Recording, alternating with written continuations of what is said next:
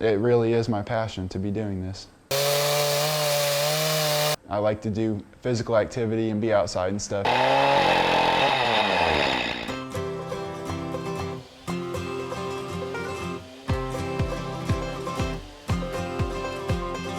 I saw a show on TV called Saw Dogs, and they did chainsaw carvings on redwood trees out in California.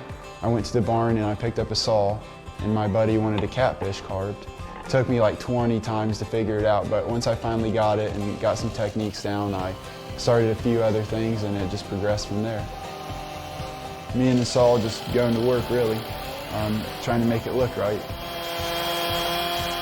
Now, you can make money doing it, but it's not the main reason I do it. There's no way I could get out of bed every day and come carve strictly for money.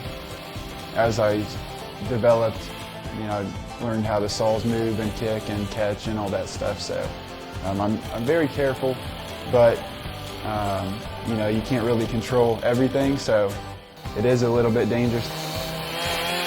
The easiest object to carve is probably going to be a bear.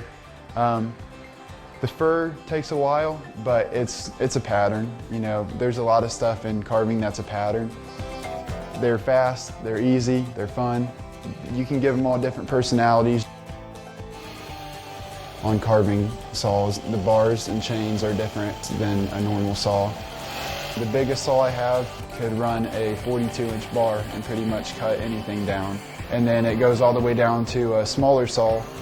The small Echo, for example, has a dime-tip bar on it. The diameter of that bar is literally the size of a dime. So that quarter-inch chain spinning around that can get detail like fur, snout, ears, all that stuff.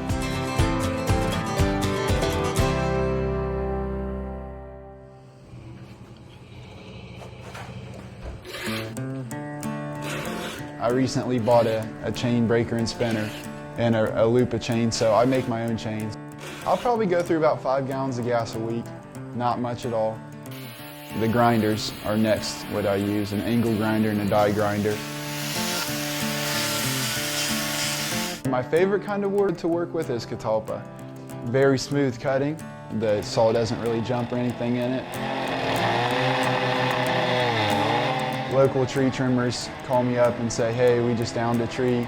Do you want it? You can come pick it up. That's one way to get the raw materials. Another way is trading carvings. People who have woods and say, I've got a whole catalpa grove and I know you like catalpa, so do you want to trade a bear for some wood? And I'll say, yeah, of course. Messing up in chainsaw carving is something that happens, a decent amount of time. Sometimes you can save them, other times, just get mad, kick it over, throw it in the wood pile, grab another log. But most times, you can just make it smaller. If you can tell me what you want, I can do it. That's my attitude I go in with.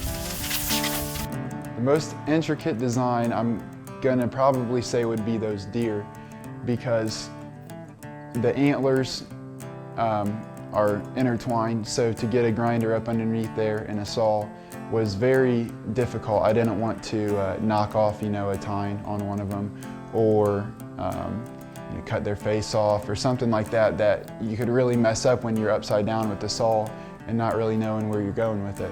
So that was a lot of guessing, a lot of checking, a lot of very slow movement within it.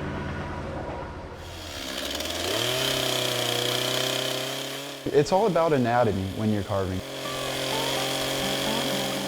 I just got commissioned to do an Indian, so I decided to go with some sort of Indian that's a little different than everyone else does. So I was looking at these wolf warriors. I'm going to have him holding a knife and a spear, and he's wearing a wolf skin. The top of the wolf's head is his hat, and the skin hangs behind him.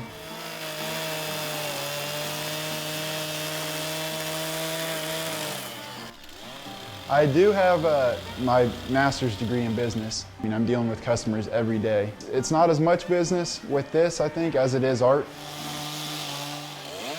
I really do enjoy it all. It's a passion of mine. I like to put time into pieces and make them look right and kind of enjoy each cut. And I want to do it, hopefully forever.